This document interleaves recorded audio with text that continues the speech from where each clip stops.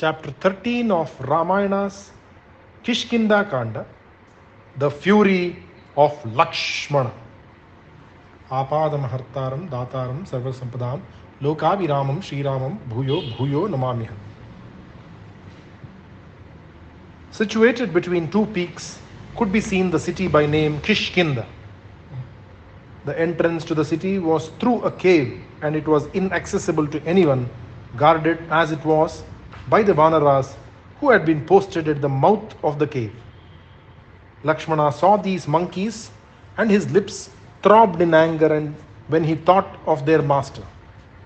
The Vanaras saw him approaching, and ignorant as they were as to who he was, they made haste to defend the city by taking up trees in their hands and arming themselves with rocks which lay near at hand.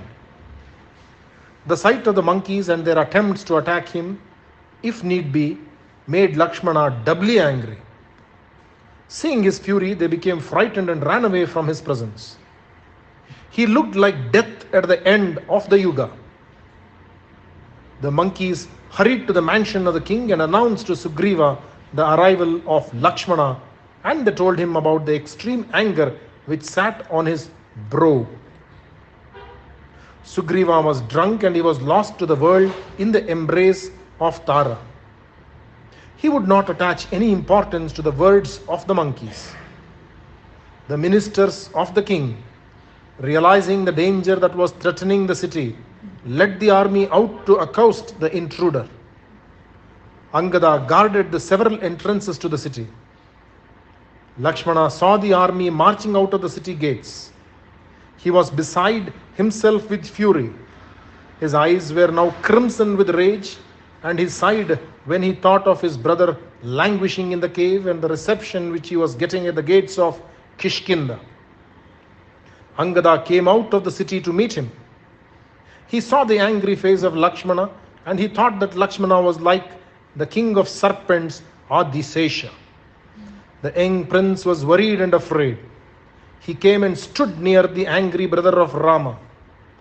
Words would not come out of his lips, since his tongue was cleaving to the roof of his mouth. Lakshmana looked at him and said, "Child Angada, let my arrival be announced to Sugriva. Tell him, Rama's brother, the destroyer of enemies, is waiting at your door. He has come as an emissary from your friend Rama, who is sunk in sorrow.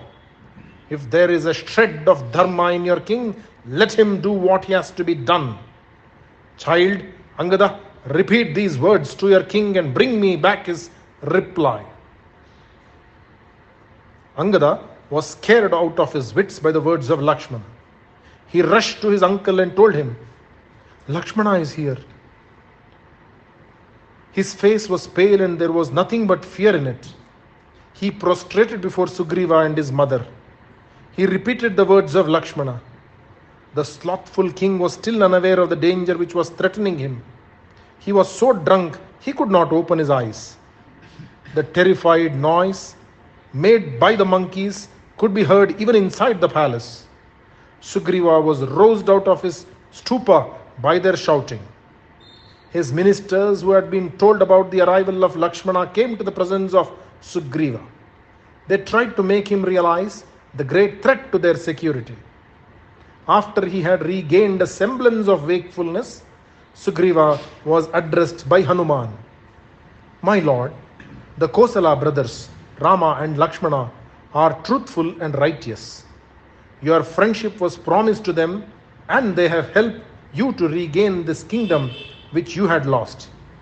One of them, Lakshmana the younger, is waiting at the city gate, and he is holding his bow in his hand, which is causing this panic in the army. Angada, our prince, has been sent to you with a message from Lakshmana reminding you of your duty. Lakshmana is extremely angry, and he looks as though he will burn the world with his angry eyes. You should now go and pacify him. When Rama sends him to you, it means that you should assure them that you will do the needful about the search for Sita." Sugriva was wide awake now, and he stood up from his couch. He spoke to them, I have done nothing to offend them. I have done nothing to offend them. I do not know why Lakshmana should come to me with anger in his eyes. He is finding fault with me when I am not in the wrong. Some enemy of mine has incited him. Evidently, I am not afraid of this Lakshmana, nor do I fear his brother Rama. I am only distressed that a friend should be angry with me. It is always easy to form a friendship, but to maintain the friendship is not easy.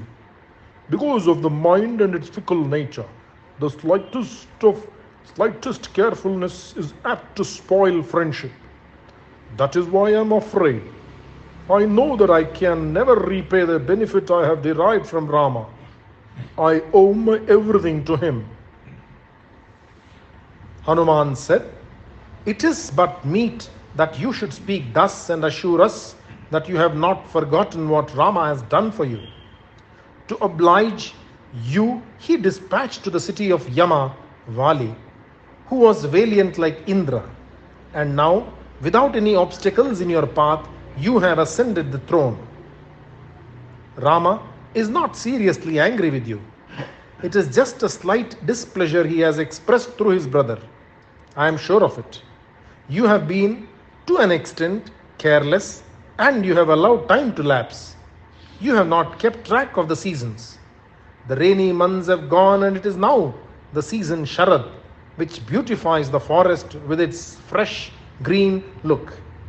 The sky is rid of the dense clouds, and the nights are bright with the stars and the planets which shine in an azure sky.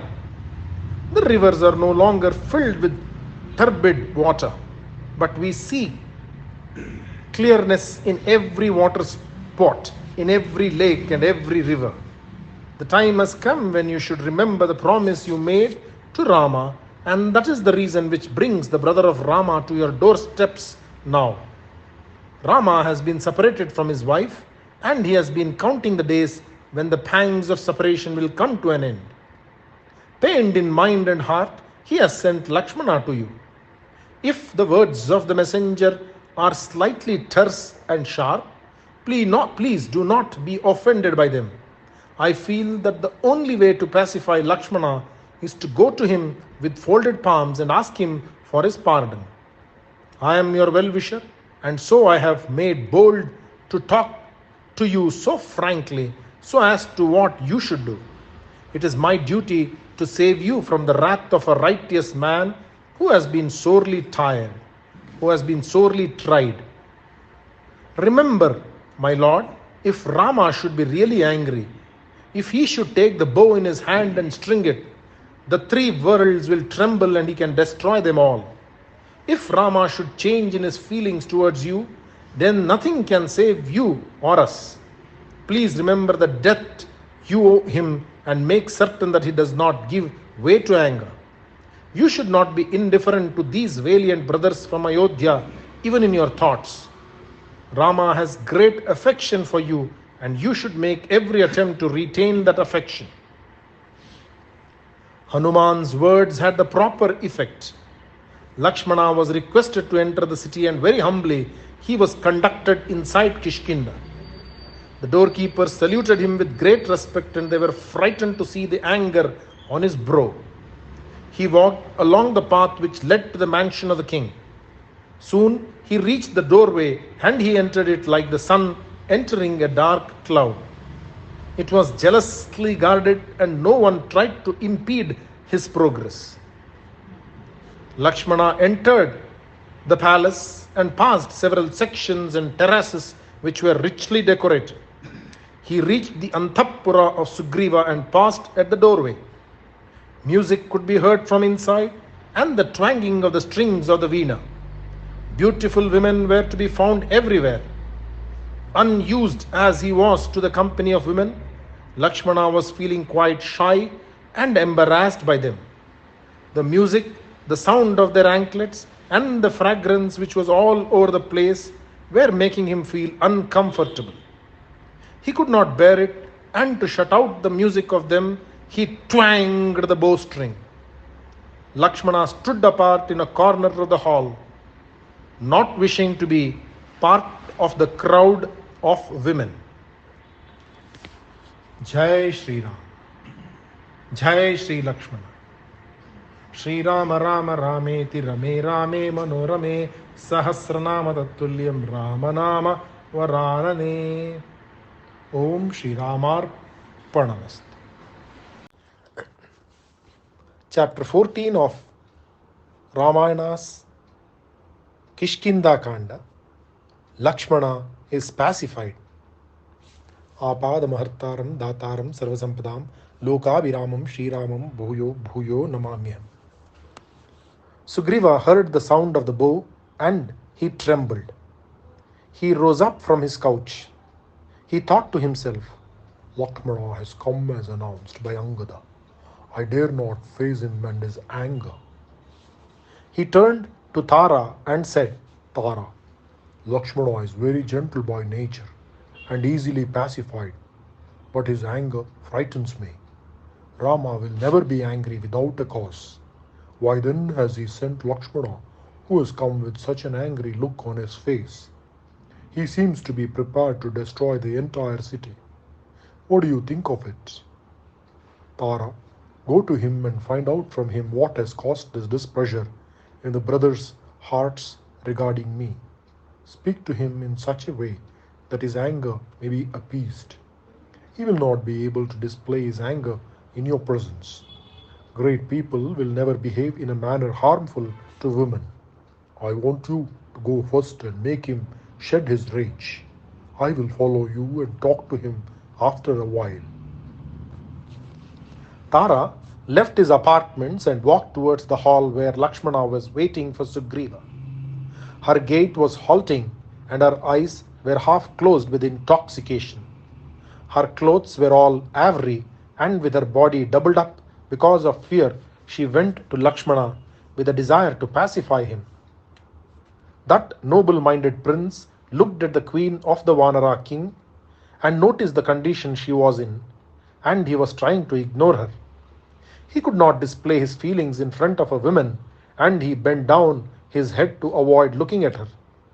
Tara, however, went towards him and began to talk to him. Her words were bold and they were spoken with a genuine attempt to make him quit his anger. She said, Welcome to you, Prince. Tell me, what is the cause for your anger? Who has displeased you to such an extent that your anger should blaze forth thus?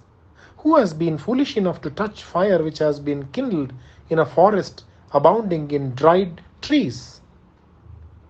Lakshmana heard her placating words, and without being affected by them, he spoke courteously to her. He said, You seem to be eager to do good to your husband, and so you have come to me asking me why I am angry. I will tell you.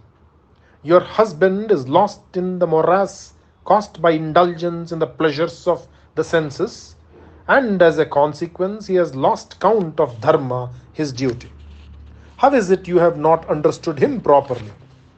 After he was crowned king, he has forgotten all about us, and he seems to be lost to the world, living only for his wine and women. Rama has not slept all these many months, since he is suffering the pangs of separation. My brother set these 4 months as a time of respite for Sugriva, after which he was to remember his promise to us, instead of which he is lost in the world of pleasure. He has not realized that the 4 months have passed by long ago. This addiction to drinking has never been of help to anyone in winning the rewards of dharma. It leads only to the loss of wealth, of dharma, and of pleasure itself, which is one of the result of dharma. Ingratitude leads to the destruction of the best of men. Sugriva has, I feel, forgotten what dharma is. A friend is one who does not forget to aid his friend by keeping his word given long ago. He should act accordingly to the dictates of duty. Sugriva has forgotten both of them. When such is the case, is it any wonder that Rama is incensed? Tell us what we should do now. We have been betrayed by one whom we considered as a friend.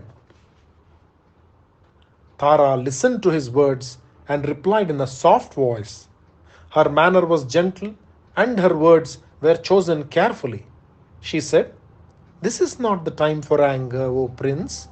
Sugriva is dear to you. Do not be angry with him. You must be tolerant and forgive his lapse. He is your devoted slave. A noble minded person will never display his rage against one who is inferior to him in every way. Rama, the home of patience, should not indulge in this emotion. I can understand the impatience of your brother, and I am also aware of the passing of time. I know the extent of his indebtedness to you. I am conscious of the task ahead, which Sugriva has undertaken to accomplish.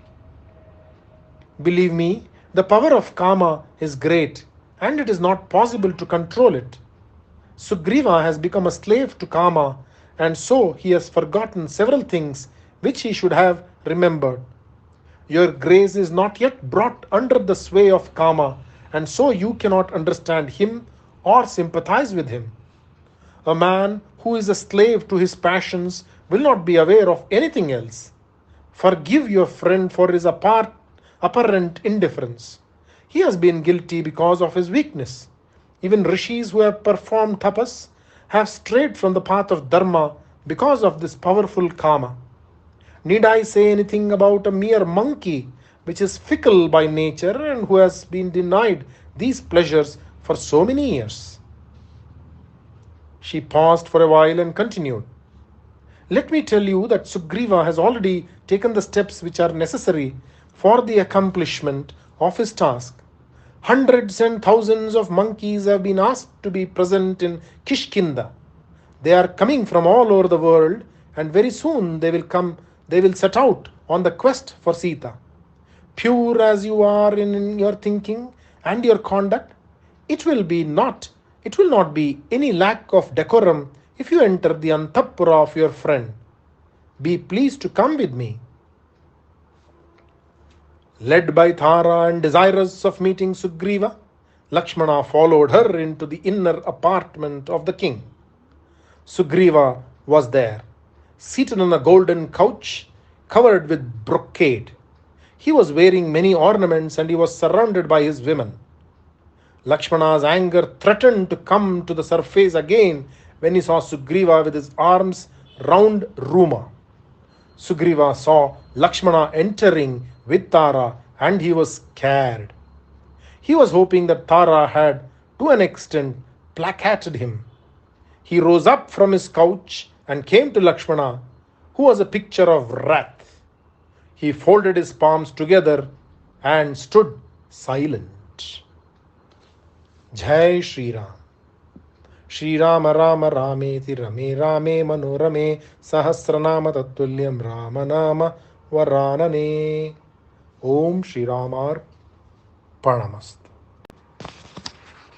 Chapter 14, Part 2 of Ramayana's Kishkindha Kanda.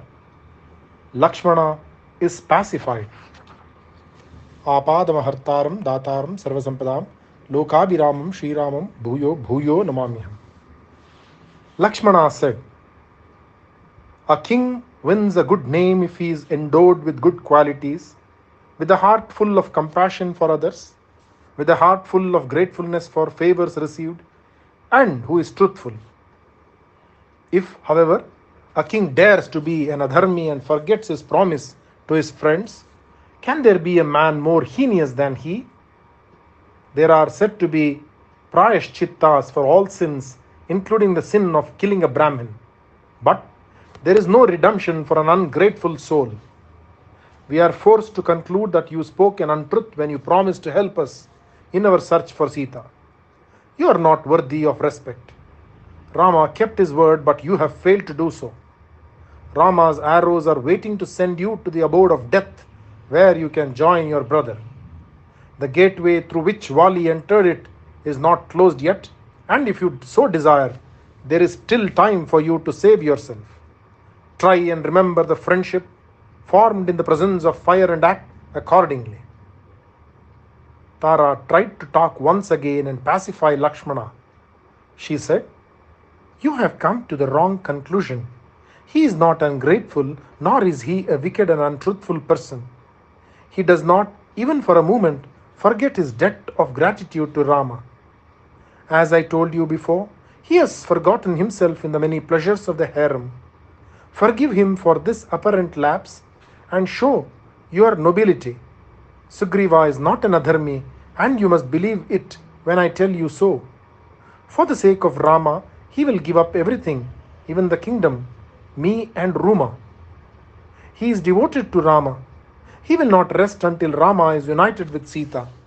He has already made all arrangements for an immense army of monkeys to assemble here. They will be here any day now. It is the command of Sugriva and no one dares disobey him. Shed this anger." Lakshmana realized that Tara was speaking the truth and he looked at Sugriva. His eyes were soft now and he had forgotten all his anger since she had told him that her lord was devoted to Rama. With a sigh of relief, Sugriva shed the fear which had enveloped him as one discards wet clothes. He was sober and was completely awake. He spoke words steeped in humility. He said, "Lakshmana, can I ever forget that all of this is mine because of Rama? Is there anything which can repay the immense debt I owe to that great man? I will do what little I can to help him find his beloved queen and unite him with her. He does not need the assistance of anyone, not the hero who can pierce 7 sala trees with a single arrow, whose bowstring, when sounded, puts fear in the hearts of the bravest of men. I will but follow Rama, who will set out to kill the Rakshasa and who is his enemy. Because of the fact that he is my friend, he will overlook a small fault in me. I am hopeful that he will be magnanimous enough to do so." Lakshmana was very pleased with the apology tendered by Sugriva, and with a pleased smile he said, "My brother has found a real companion in you. Your devotion to Dharma and your sincerity, your humility have all endeared you to him. With you by his side, Rama is certain to destroy the enemy. Your words are well spoken and they suit your noble nature. Only my brother is capable of speaking so beautifully. You are another who has mastered the art of talking well. You are a gift of the gods to us, to Rama who has till now been friendless. Come with me to Prasravana. You must comfort Rama who is extremely unhappy.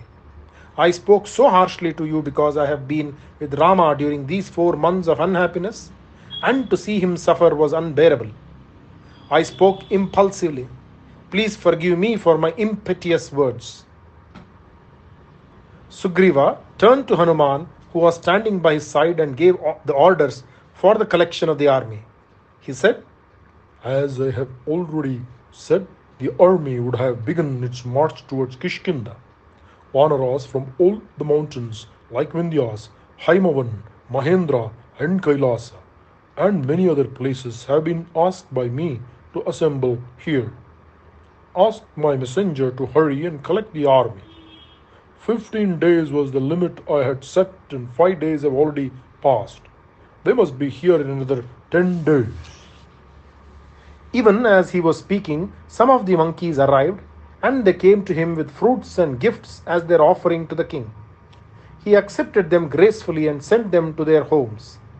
Lakshmana and Sugriva left for Prasravana. Sugriva called for his palanquin and entered it with Lakshmana. Accompanied by his guards, the king made a triumphal march to the cave in Prasravana where Rama was. He descended from the palanquin, and with Lakshmana he walked to the cave and went to the presence of Rama. He stood humbly before him. After prostrating on the ground, Rama raised him up and he embraced him warmly. He asked him to sit, and the king sat on the ground at the feet of Rama. Rama smiled indulgently at Sugriva and said, "Sugriva, A king should devote equal attention to dharma, artha, and kama. The king who forgets dharma and artha in his absorption with kama is like a man who is sleeping at the tip of a tree branch and who falls as a consequence. He is rudely woken up from his stupor. I wanted to remind you of the rules of dharma which a king should observe, and that was the reason for the coming of Lakshmana to you. I hope you are thinking of the quest for Sita which you have promised me. Sugriva spoke very humbly and said, You are like a god to me, and it is not possible for me to forget that I owe my everything to you. I know only too well what a sinful person and ungrateful man is. I have asked for my Vanara army to assemble here in Kishkindha. Monkeys from all over the world have already been sent for. They will be here in a short while. They have begun to arrive, and some have already come and seen me. Soon, very soon, the entire face of this hillside and my city will be full of monkeys. I will dispatch them to the four quarters and make them seek for Sita and that sinful Ravana. They will find out the place where he has imprisoned her. You can be sure of it. Rama was gratified at the perfection of the arrangements made by Sugriva, and they waited for the army to assemble on the mountain by name Prasravana. Jai Shri Ram. Shri Rama Rama Rameti Rame Rame Manorame Sahasranama Tattulyam Ramanama Varanane. Om Shri Ramar Panamastu. Chapter 15 of Ramayana's Kishkindha Kanda, the beginning of the search. Apadamahartaram Dataram Sarvasampadam Lokabhiramam Shri Ramam Bhuyo Bhuyo Namamyam. 10 days passed and the army had assembled and was ready to leave. Sugriva went to Rama and said, Rama, my army is ready, and I will send it in the four directions and ask them to look for Sita. They are all as eager as I am to serve you to the end of their lives. Command them to do your bidding. Rama was very happy with Sugriva and said, My friend, let them find out where Ravana dwells and let them find out if Sita is alive. If they are able to get these two bits of information, I will then decide as to what should be done later. In this connection, neither Lakshmana nor I have any right to command this immense army. You should do it. You are their master and you should ask them to do the needful.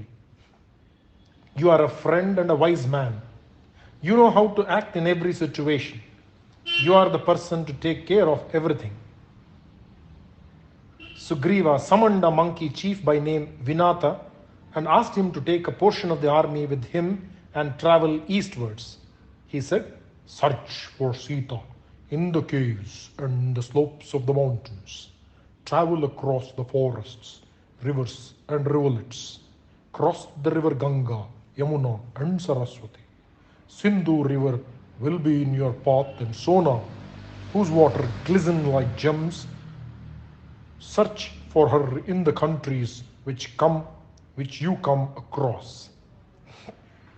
He gave them a detailed description of the countries which they had to traverse, and he stipulated a month as the time limit.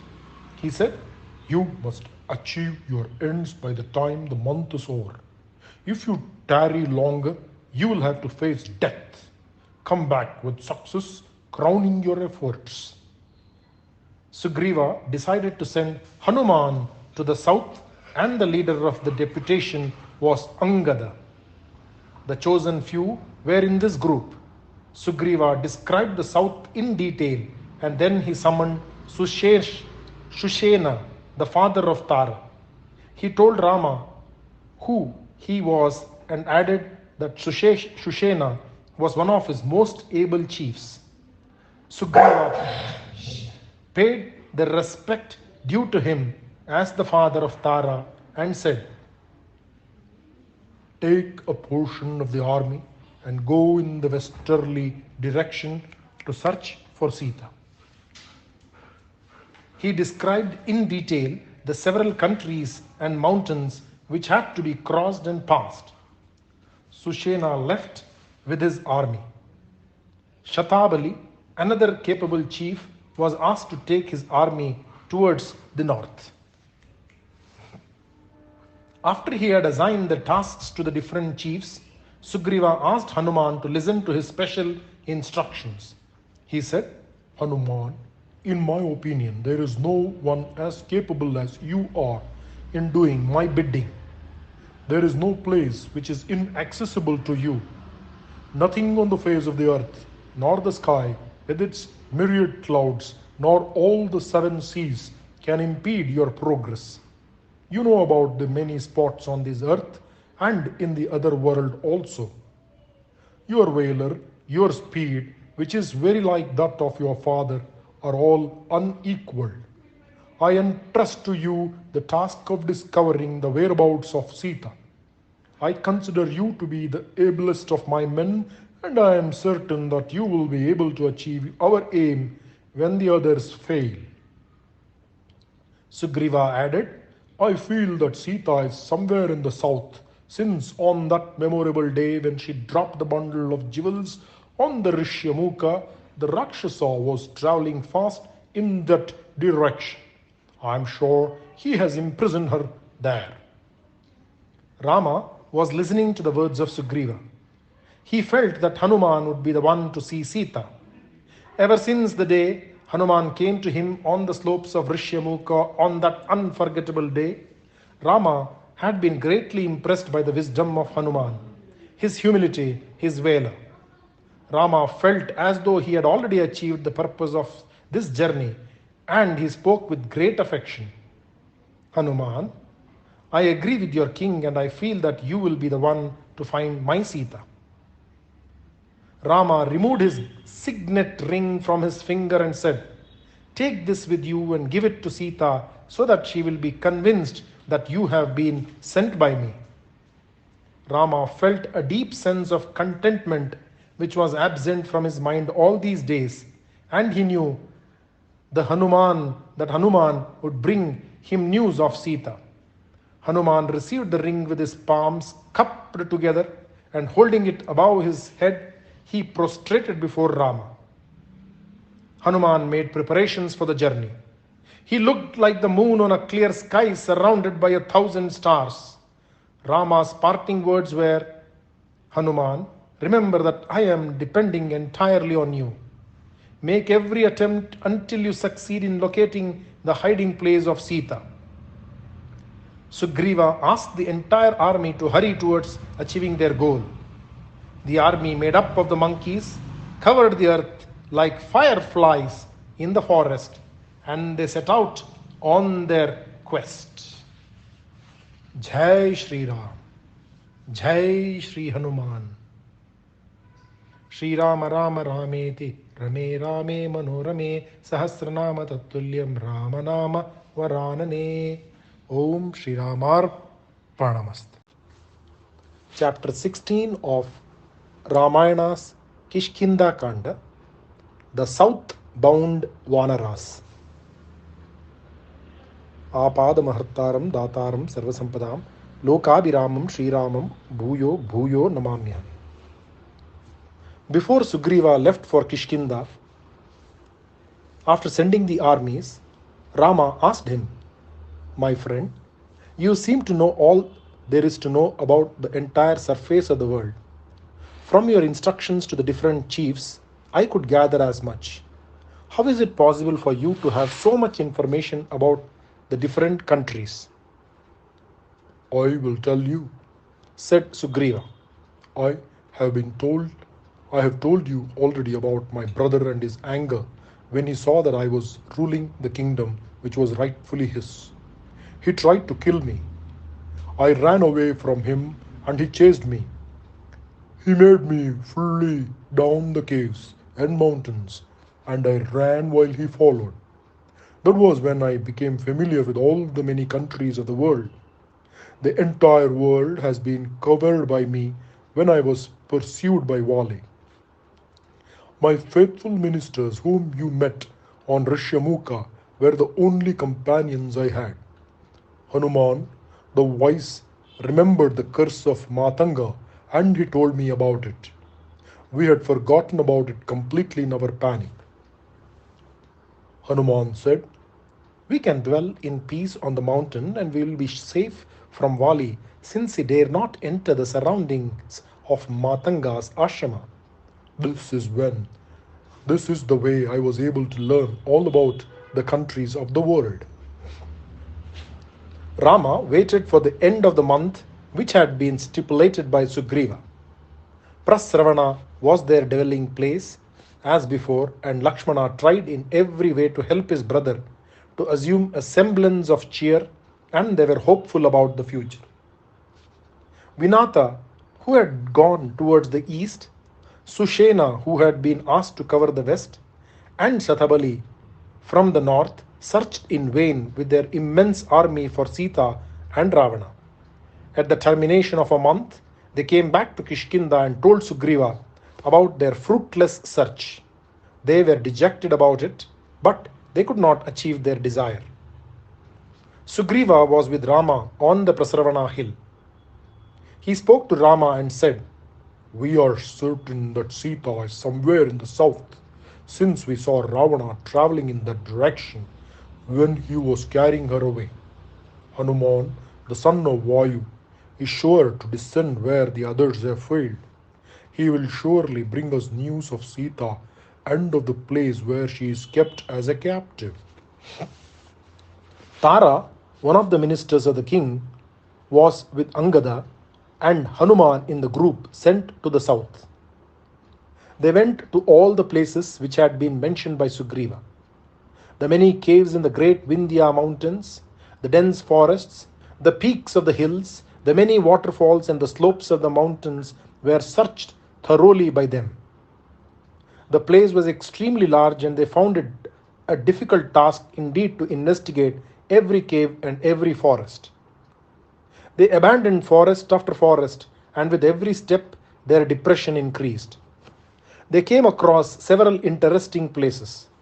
One of them was a forest full of trees, which had neither flowers nor fruits nor even leaves. There were rivers, but not a drop of water could be found. No animals were there, and no birds were heard singing.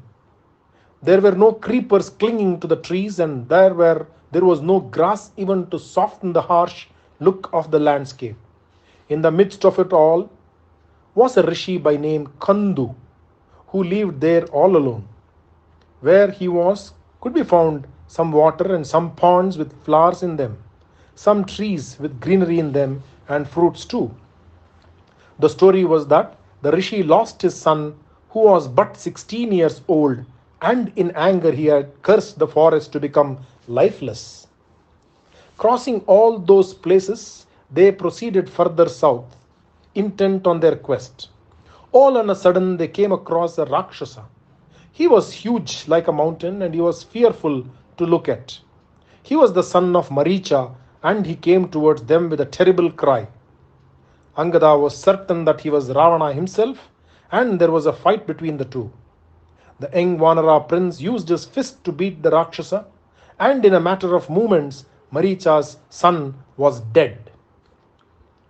They realized that it was not Ravana and went on with their search. Cave after cave they entered and came out with disappointment writ on their faces. They were now completely without hope and tired out. They gathered under a solitary tree and sat there dejectedly. After a while, Angada said, Do not be discouraged. We should not give up hope. Let us make another attempt. We are now nearing the end of the month, during which we had to complete our search. If we go back without Sita, we will be severely punished. Let us try once again. Let us set aside the hopelessness and the fatigue which have crept into our minds and our bodies and begin all over again. We must think of something which we might have overlooked in our initial enthusiasm. The wise say that firmness of mind under any circumstance and courage will lead to success. We should not despair, since we have met only with failure so far. We should not abandon hope. We must remember the wrath of our king, and with that in mind, if we proceed further, who knows, we may succeed. Jai Shri Ram.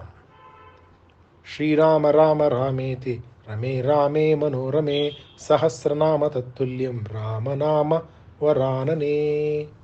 Om Shri Ramar Pranamastu.